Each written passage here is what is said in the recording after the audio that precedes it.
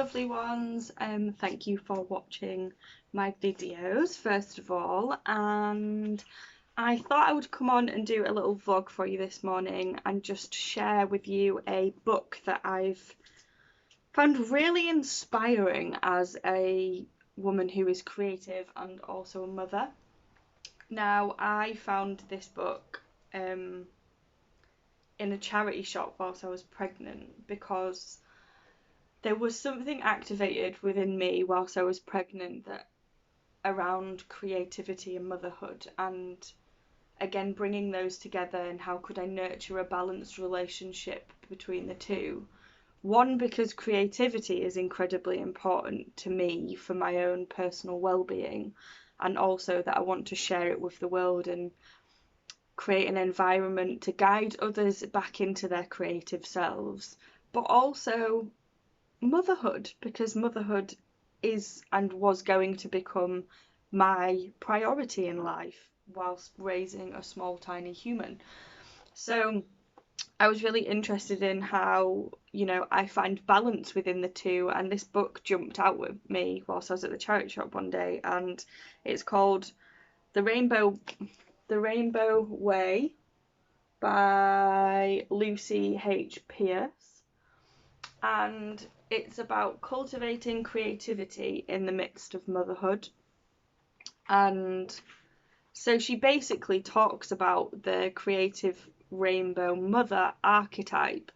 And I'm going to read a little bit of the book out for you because there's a few bits that really in fact the whole book resonated with me, and there's such powerful stuff in here about just a whole range of things, from like the creative rainbow mother archetype, the creative process, creative doulas, supporting and nurturing your creative self and burnout, the spiritual gifts of creativity.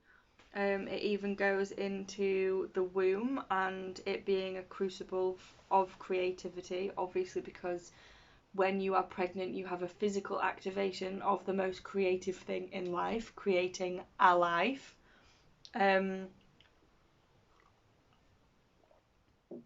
Excuse me, I like to have a brew whilst I do these.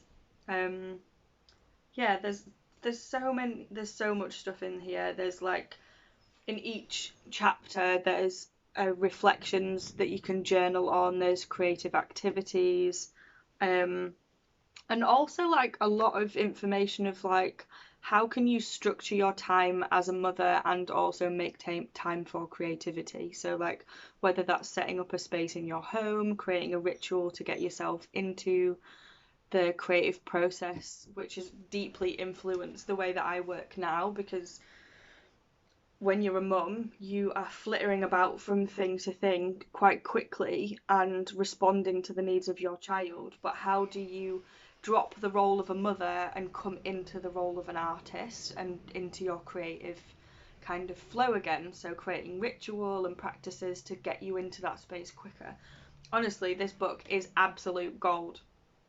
So first I want to read to you a section on discovering the creative rainbow mother, which is what inspired Lucy to write this book and to kind of speak to this archetype a lot more and in more detail. So she says, the author Lynn Andrews, who's actually written a few books on kind of a spiritual journey, I don't know if they're fiction but they're lovely books. I would recommend going and reading those. So yeah, the author Lynn Andrews once wrote that there are two types of mother: earth mothers and creative rainbow mothers. Earth mothers nurture their children and feed them, and they thrive on this. Our society rewards this kind of woman as the good mother.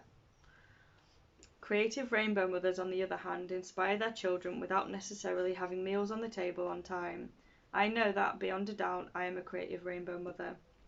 I once read the cookery book Laurel's Kitchen and fantasized about how wonderful it would be to bake bread daily and relish being what Laurel calls the keeper of keys, and to create the that ever important nurturing home space. But this is not who I am, and to try to be something I would not I'm not would ultimately do my children and I a great disservice. I love to be alone, I love to read, I love quiet and music and writing. My soul is fed by long hours of unbroken creative time. Young children require a much different type of energy, a type of energy I don't have in abundance. And then she goes on to kind of speak to her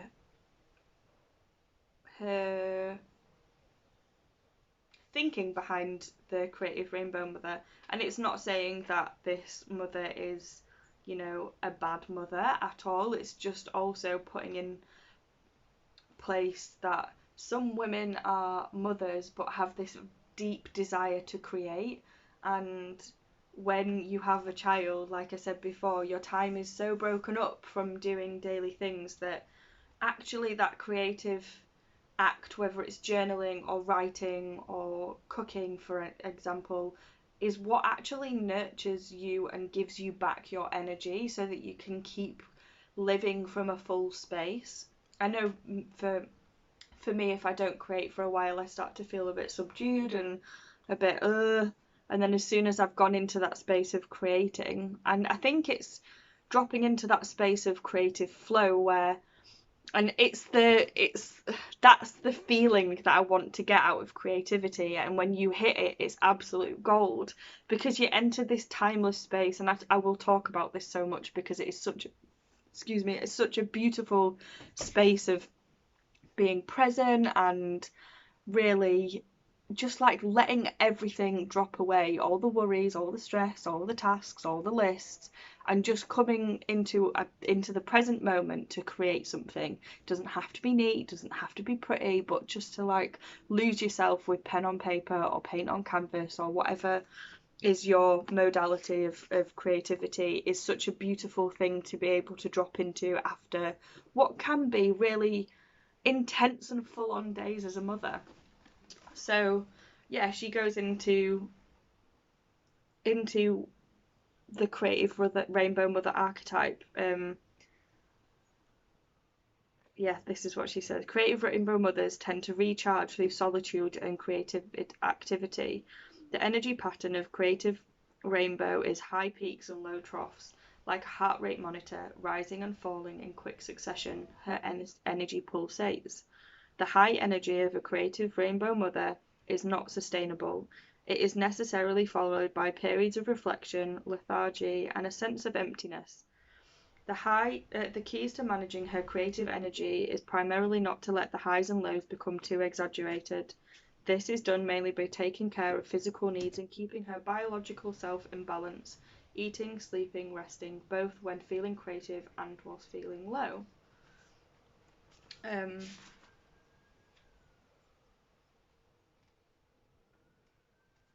Yeah, and I really wanted to read out a paragraph from the chapter she calls Renaissance because it really spoke to me. And it really spoke to this experience that I had after Jasper was born of having this kind of death rebirth process of like death of the old self, of the maiden self, of, you know, independence and being able to follow your heart for yourself, and then this rebirth that happened into motherhood of your focus is on your child now, and you do tend to become the back burner, on the back burner, especially when they're 15 months old and younger. You know, as they get older, as they have more independence, you get more time to yourself, but this period can be really labour intensive with nurturing and looking after your children. And yeah, she speaks to this reawakening of the creative energy that happens within a woman when you've had a child, because like I said, your creativity is like ignited through creating life. So she puts, many women have asked me why I focus on the creative mother rather than creative women, or even simply creativity. Apart from the fact that I feel as a group we are extremely undersupported in our development, it is largely because of a little spoken about phenomenon, creative renaissance. I have discovered through talking to scores of creative women that for many women something miraculous happens when they become pregnant or give birth. The vital forces which have been ignited in their bodies through pregnancy also rekindle their creative passion. Their hearts and wombs are fully engaged with nurturing life, and it seems that a woman's body does not differentiate between the biological and artistic acts of creation. They are fueled by the same fire and cultivated under the same conditions. I believe that the word Renaissance perfectly describes the experience of many mothers, from meaning again and naissance meaning birth. It speaks of the fact that through pregnancy, birth, and motherhood, women find themselves born again. For many, this is an instantaneous life-altering shift and felt as a spiritual experience. For others, this is a growing sense of realization that something profound has changed in my life and I am no longer who I once thought I was. Which obviously makes sense because I think there's been studies done on when you become a mum that your brain changes to be able to accommodate, your new role as a mother. And I'm curious about that. Anyway, continuing on. The other understanding of Renaissance is to do with a revival of artistic achievement and vigor. And so many of the women I spoke to in the writing of this book experienced a personal artistic renaissance when they became mothers. For years we have ignored our creative sides, busy with our career, love life, travel, and friendships, it was left to one side. Now suddenly it is an all-consuming urge. Some inner compulsion has awakened and will not be quietened down. We must give birth to art, writing, knitting, sewing, songs, plays, and do it now, not in 20 years when the children are grown. It is a secret that we are not told by our mothers or sisters, and certainly not by our carers, counsellors, or teachers.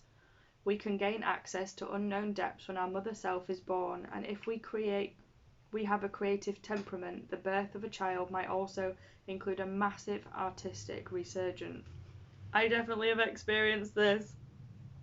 Those who do not understand this renaissance that creative mothers experience try to reassure us and quieten down our fire. You have all the time in the world to paint or write. Babies are only young once. Don't be selfish. You need to focus on your children. They do not understand that this way madness and sadness lie. This is where madness and sadness lie. There must be a typo. Many think that this is the only way. Have babies and abandon your life and dreams until the children have left home. You are the frame now, an older woman counselled me. Your child is the picture. It's all about him now. And this has been true for many generations of creative women. Once her belly has been filled with the life of another, her own is expected to end. Her hand has been stopped from writing, her heart from painting, her voice from speaking. She has been told that a woman's place in the home is to be caring for children, her husband, or ailing parents. This traditional dialogue has been joined by new expectations that she has to get a job, any job, a respectable job. Never that she could follow her instincts and her heart, to honour her children's need for a mother's care and for a meaningful creative life and work. The truth of the matter is that the creative mother who is unable to create will not be a better mother. Instead, she is unable to mother properly either. For the creative mother, creativity is her life force and that makes her bloom. Take that from her and you take her soul. I really thought that really beautifully described the experience I had when I had Jasper of just this kind of understanding that all the time that I had pre-mum life was I totally didn't use the time that I had effectively. I procrastinated, I held myself back, I played small and never did the things. And now that I've had this like deeper understanding of just how precious time is, that I want to make the most of it. And so when I'm not being a mum, I am working on my creative business. In the evenings I'm drawing and painting and I'm nurturing that fire within me because it burns really bright and it totally does fuel my soul completely, as well as being a mother. And it's not to say that You know, I wish to be an artist more than being a mother. I love both equally. And obviously I love my son more than life itself.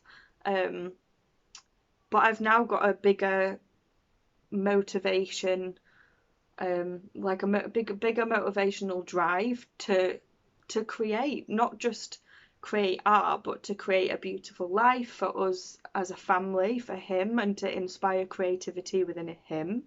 Um, mm, I love this stuff. It totally makes me geek out. And there was a quote that I also saw in a book that I wanted to read out. When we become mothers, we experience full hand, a full bodied surrender to the creativity of life itself. So that's what I wanted to share with you this morning, is just about the activation of the creative mother when you have a baby. And I know I've seen many mothers around me birth businesses, birth projects, and you know, things that they've always wanted to do, or maybe they've just got this new fire within them, that has been activated through pregnancy and having children. And it's incredible, and it's really powerful, and it's beautiful to see. There's a whole there is so many women out there who've had kids that, you know, it is hard to go back into work, especially if you've got a full-time job and you're working 9 to 5 and you've got this kind of busy driven career. I could imagine that your life would be really pulled because you want to be a mum, but you also want this career. And you know, I found that being self-employed, I knew, like, after I finished university, that I wanted to be self-employed purely so that I can have a bit more control over my life and actually do things that nurture me, because I don't work well in a 9 to 5 job. I get burnt out, I get stressed, and you know, I don't want to live life like that at all. And so, you know, creating a business around creativity. And also the other side of it is, I'm a virtual assistant, so I do lots of admin work, I do graphic design, I build websites, I work as a social media manager, and you know, I've got lots of other stuff that complements my creativity and also is perfect for running a business. Um, but yeah, like, I didn't want to live a life that was going to be pulled apart, and especially having a child, like, you know, if you've got a big fancy career and you're driven like that, it must be quite a pull when you have a child. And I'm curious as to other women's experiences of how many have been pulled in a different direction when they became mothers, and was it something that was more aligned to their truth and to something that nurtures their soul than, you know, this maybe more corporate career. So if you're a mother out there that has had this experience where you've gone from this kind of high life, not high life, but maybe a more corporate job, and then you've had kids and actually realised that you would like to work for yourself, or there's, you know, an idea that you had that you really want to act on, and you've acted on it and created a business around it, I'd really love to hear your experiences. Because there's a whole demographic of women who, you know, we still live in this time where, and it's changing, it's drastically changing for sure, but there is still this element where men go out and work and the women stay at home and nurture the children. And obviously that's not for everyone, you know, there are stay-at-home dads. In our experience of, like, our family experience, you know, my partner goes out and works and I work from home, so we do have that balance, but it still does mean that I'm a work at home, stay at home mom. So yeah, there's this whole demographic of women out there that have probably got these burning, you know, if you've, like Lucy said, if you've got this creative temperament before having a kid, like, you may have this like burning desire to create, and I would love to connect with more women who've had this experience, and just to share that this is, you know, one of the outcomes of having a child is this can happen, and it's really exciting, and it's just fulfilling. it's, yeah, full and lovely and exciting and colourful and amazing. So that's my book share this morning. I hope you get something from it. As always, the intention behind creating these videos is to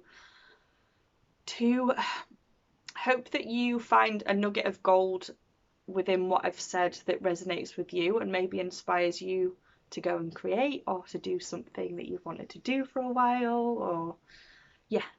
So thank you for watching, and I look forward to talking more too.